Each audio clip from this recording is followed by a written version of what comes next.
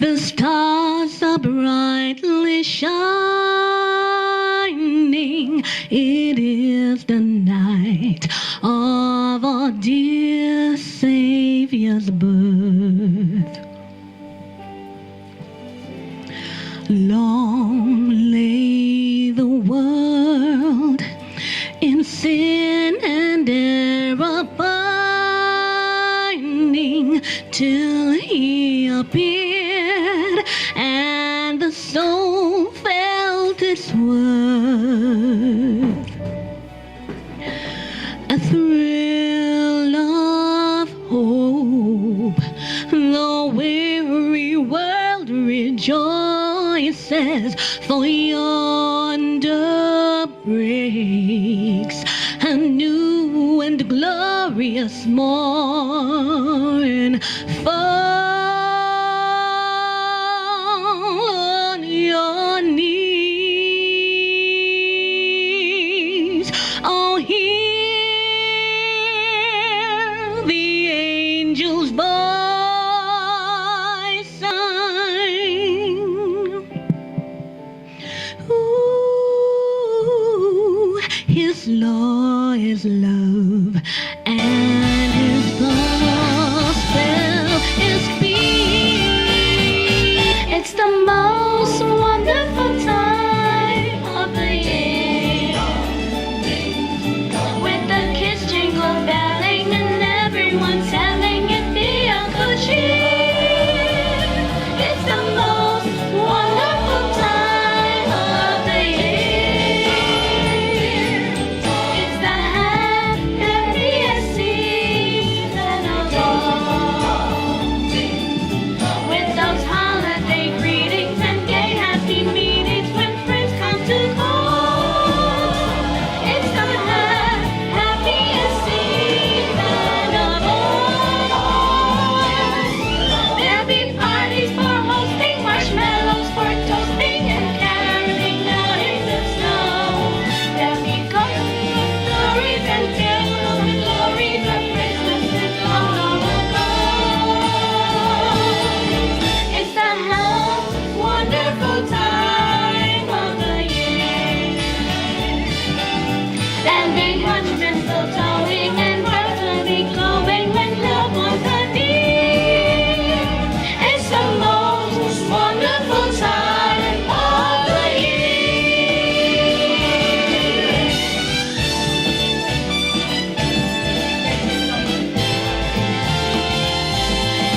There'll be parties for hosting, marshmallows for toasting, and caroling out in the snow. There'll be fairy ghost stories and tales of the glories of Christmas long, long ago.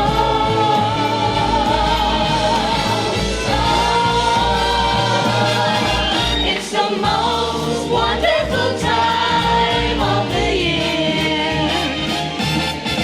There'll be much mistletoeing and laughter be glowing when loved ones are near. It's the most wonderful time. It's the most wonderful time. It's the most wonderful time of the year.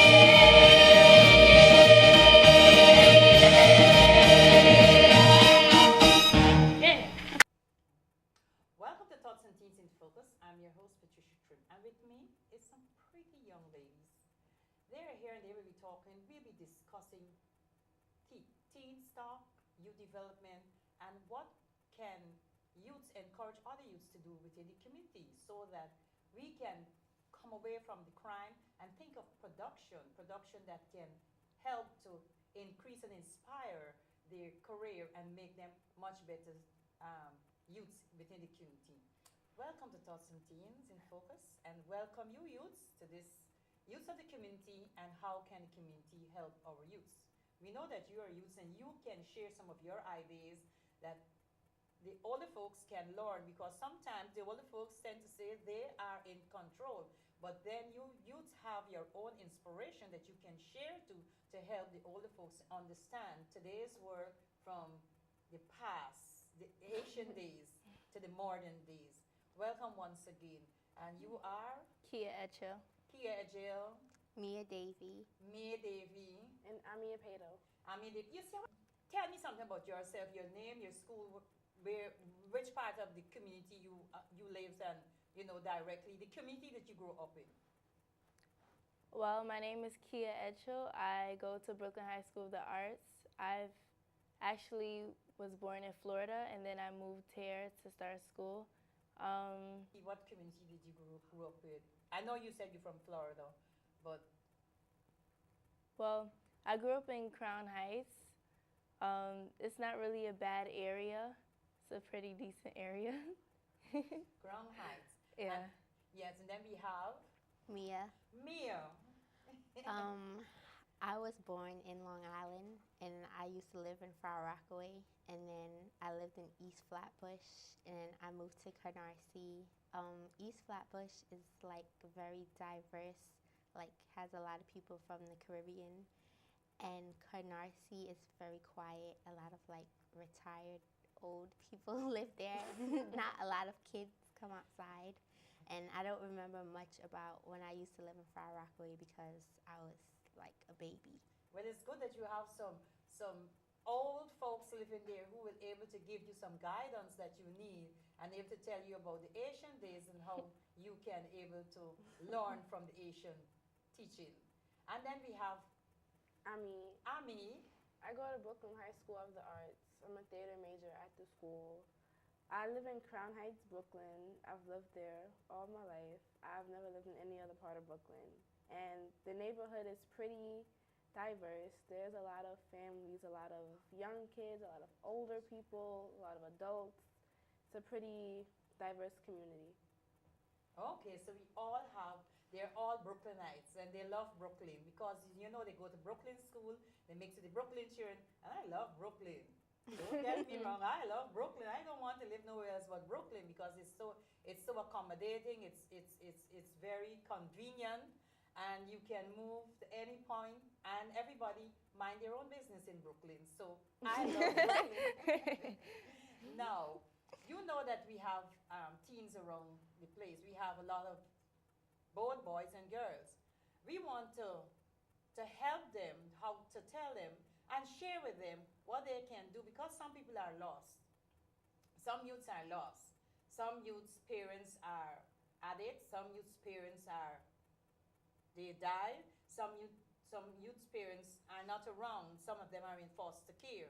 And children like those always need some type of encouragement, some kind of advice, all because they feel that something has been left. And when a child is being taken away from the home or taken away from their parents, it is always a distraction in their life that they can never able to come to themselves. How do you feel about children? I know some of you mix with children in school who going through that type of problem. What would you tell them? Me start first? Start with you. Well, my first advice for children in that situation is to just stick around, and you should follow what you want to do and just be yourself.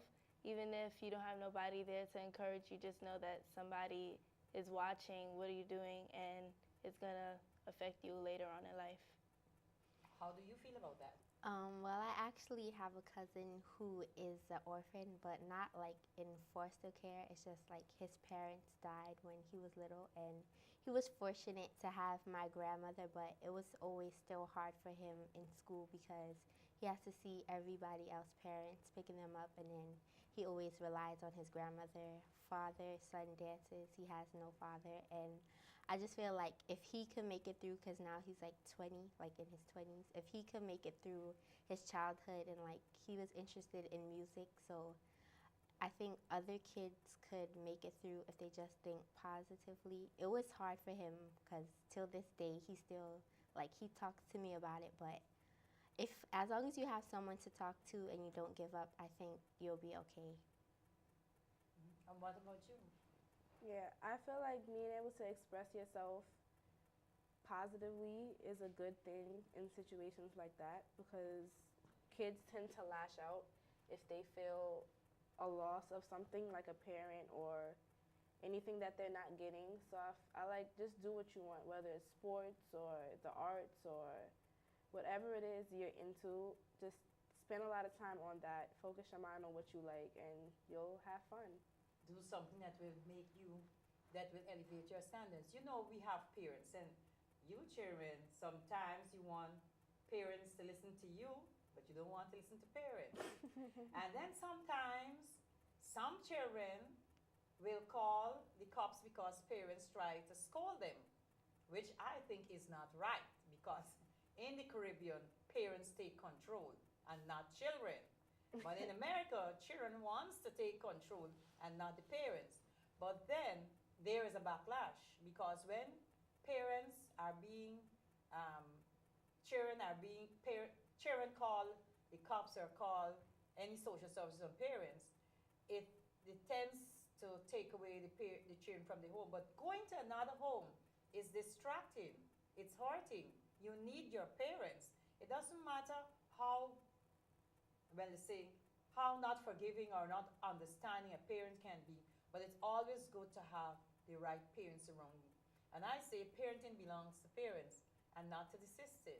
So what would you say? Because if children are taken away from parents, well then children will always have the distraction within the community of unruly, out of control children who are lashing back because they feel that something has been taken away from them. What would you say?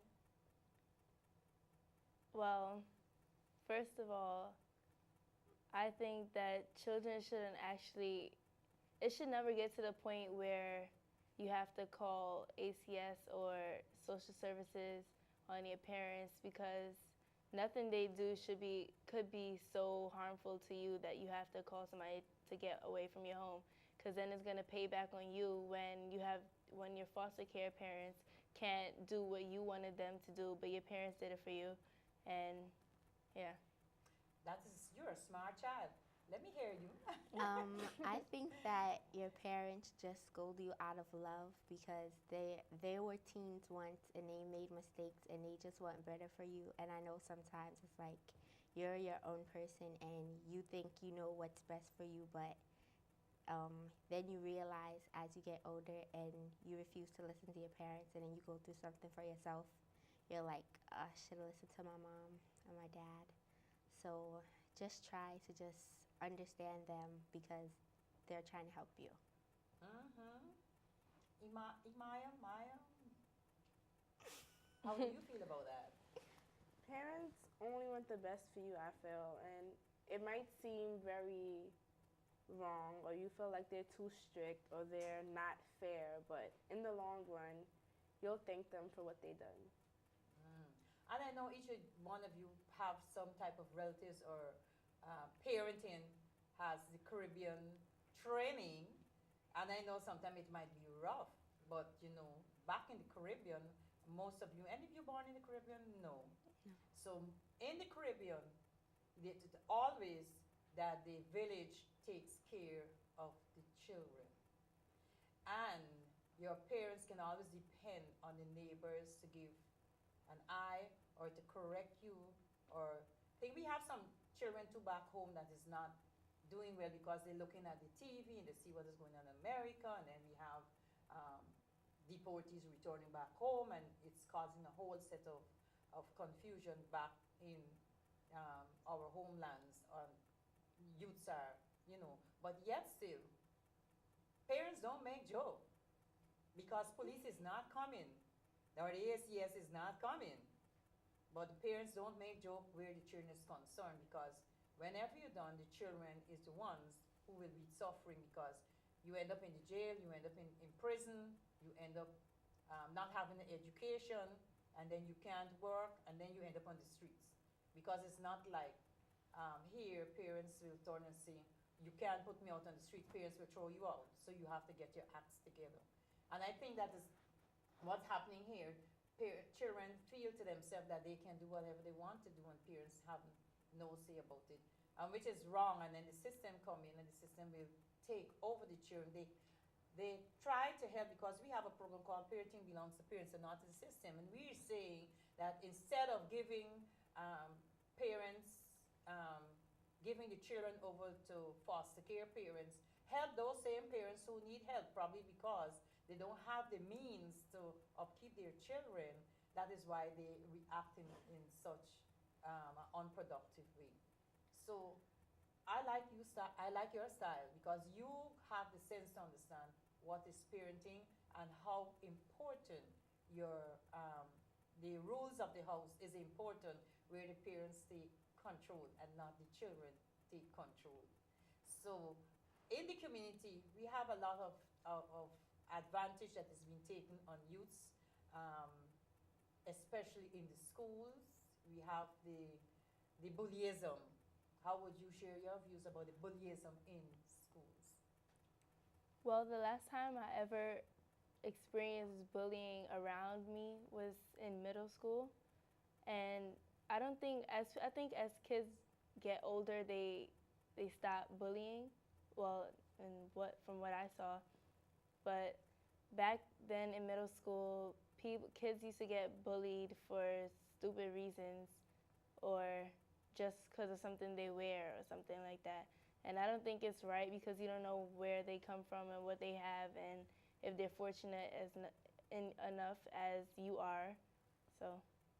And then we have a talk, they say, dare me. What do you say about the dare me? Dare me do this or dare me do, am I using the right term?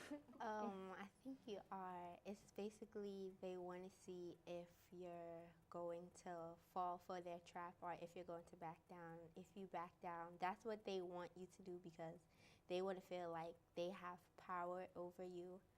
So bullying is still like big because of like internet and stuff like that. So yeah. Well, I think that bullying is a part of weakness for some children who been bullied all their life or been abused. I won't say bullying. I will say abuse because they be abused from the time they were small. So to give action and not to be bullied again, that's how they develop this type of being a bully over other children because they had experienced that. What do you say about that? Yeah, I feel like children that have been through abuse, they look to bullying as a way to release their anger because they don't know any other way how or they don't have any opportunity to release it any other way. So they just have a lot of built up anger and they don't know how or when to deal with it. So they just take it out on others. So how do you think that the community or the community leaders or parents can work with children who may have anger within them, hatred, envy, jealousy? How can we work with them? Well, they should start off with like community programs like that.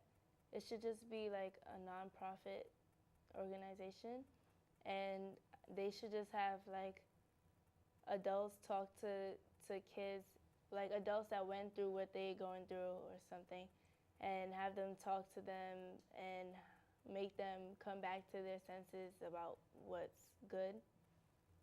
Yes, we have a lot of NGO programs that try to work with children, but sometimes the best medication for a child is the parents' love.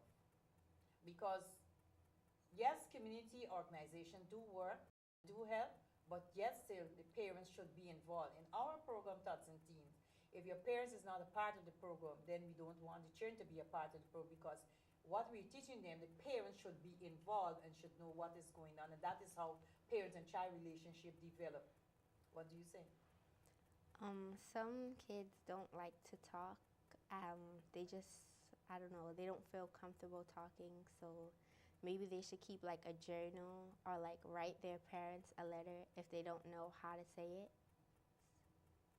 So you think that writing down everything that is affecting you, it helps because that is where most children or most people become authors because they write what is affecting them.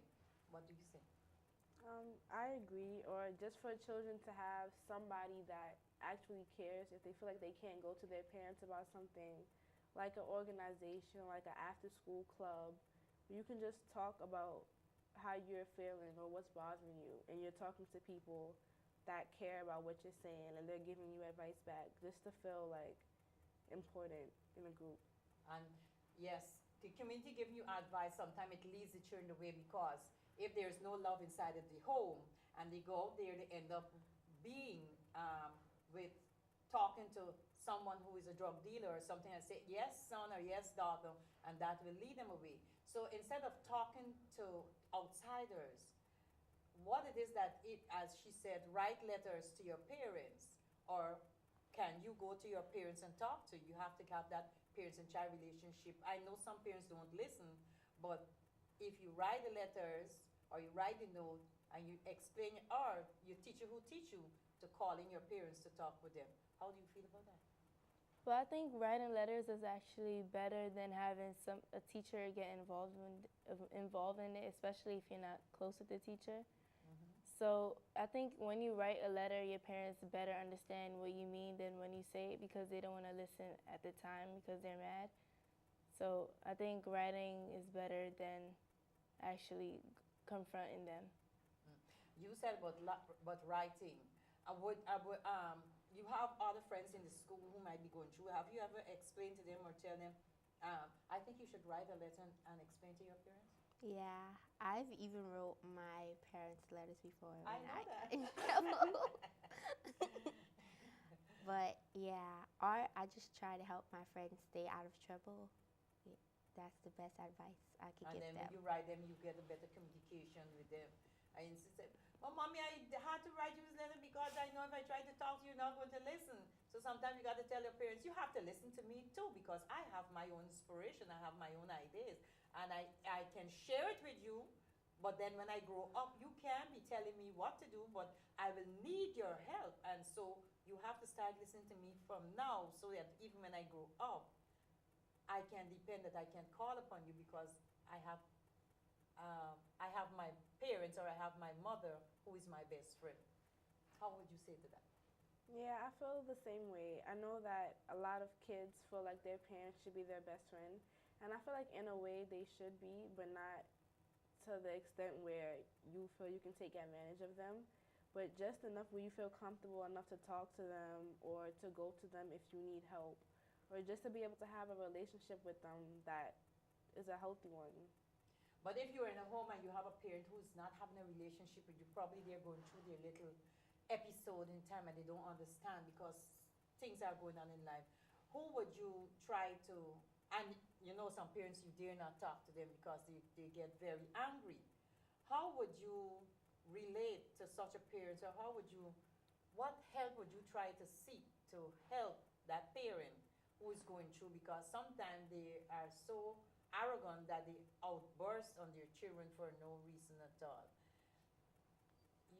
How do you feel? What do you think could be done? I think that a parent shouldn't actually do that to their child.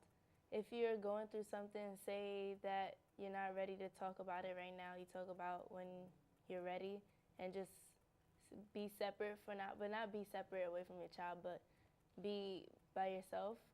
And I don't think a child should take it into harm that their parents is going through something, because we're all going to go through something like that. But yeah. Yes, and inviting your parents to, mommy, take me to McDonald's, or take me to Popeye. That's a way that you could get them there. When you go there, you sit and you talk with them because you're out there and you say, you talk. What do you say? You would just, I don't know, you would ask them about their childhood and then try to Beautiful. compare. Their experience, right? Yeah. And asking them their experience, how would you go about that? Because some parents don't like to talk. But how would you go about asking them their experience? If you come to them maturely and you just address it as if you're just two regular human beings, or like a young adult and an adult, instead of being it as child to parent, you just sort of set some type of like very mature setting. I feel like they should be able to tell you things and you should be able to learn from it. Okay. That was so nice talking with these teenagers, because they're quite knowledgeable, they understand where they're going, they have their ideas, they have their priority, and they know right from wrong, and they know what it is. But talking to parents, in my days, It wasn't that easy. Sometimes you had to get very torn and say, I'm not going to do that. And then they say you're rude. But I don't believe that a child is rude. I believe that you ought to give children time to talk. It's about a conversation between a parent and a child. And parents should be listening to children because you learn from them. You may not know what they're going through, but if you allow them to talk, then you'll understand what they're going through. So if parents always to be not listening, children will go astray. And I do believe that parents should be listening to the children because it's not that the parents are in charge, it's let the child tell you how they feel so you can adjust the situation and work with them because that's the way that you will bring the best out of your children when you get into their inner side to understand what is going on with them and not just tell them, no. I do believe that parents must listen to the children and able to work with them. So that is why I always say, parenting belongs to the parents and not to the system. Taking the children away from the home, from the parents, will not give them the opportunity that parents could really learn and work with the children. That was nice talking with Kia. Mia. Amee. and Amee. And they will be and share their views with Tots and Teens and you, our viewers. And from Tots and Teens, we say goodbye. Bye. From Tots and Teens, Teens Talk with our teens from Brooklyn in the house. Bye. Oh Lord, the cake in the oven smells of the house. Not everybody can come and have their Christmas cake. What did you say, girl? This cake is not to share, so not everyone, including you, will not be having this cake. Why don't you want to share the cake? It is Christmas, and it is the season for sharing and giving. Well, sister, when you give one person, you have to give all. And I want the cake to last me till next Christmas. Excuse me? When am I hearing cake lasting till next year Christmas? Where you come from? The Grinch town? I am from where you are from, but I love to eat my cake and I eat it well. Listen, sister, do you know the meaning of Christmas and why we celebrate Christmas? Yes, I do know, and I don't care, because I'm not sharing my cake with you or anyone else, and that is final. You are like the Grinch that stole Christmas. Do you know what happened to the greedy Grinch? Come, and let us sit and listen to the story of the greedy Grinch who stole Christmas. You're a mean one, Mr. Grinch. You really are a heel. You're as cuddly as a cactus. You're as charming as an eel, Mr. Grinch. You're a bad banana with a greasy black peel. You're a monster, Mr. Grinch. Your heart's an empty hole. Your brain is full of spiders. You've got garlic in your soul, Mr. Grinch. I wouldn't touch you with a 39.5-foot pole. You're a vile one, Mr. Grinch. You have termites in your smile. You have all the tender sweetness of a sweet, sea-sweet crocodile, Mr. Grinch. Given the choice between the two of you, I'd take the sea-sick crocodile. You're a foul one, Mr. Grinch. You're a nasty, wasky skunk. Your heart is full of unwashed socks. Your soul is full of gunk, Mr. Grinch. The three best words that best describe you are as follows, and I quote, stink, stank, stunk. You're a rotter, Mr. Grinch. You're the king of sinful sobs. Your heart's a dead tomato squashed with moldly purple spots, Mr. Grinch. Your soul is an appalling dump heap, overflowing with the most disgraceful assortment of deplorable rubbish imaginable, mangled up in tangled tangled up knobs. You nauseate me, Mr. Grinch, with a noxious super nose. You're a crooked jerky jockey and you drive a crooked horse, Mr. Grinch. You're a three-decker sauerkraut and toadstool sandwich with arsenic sauce.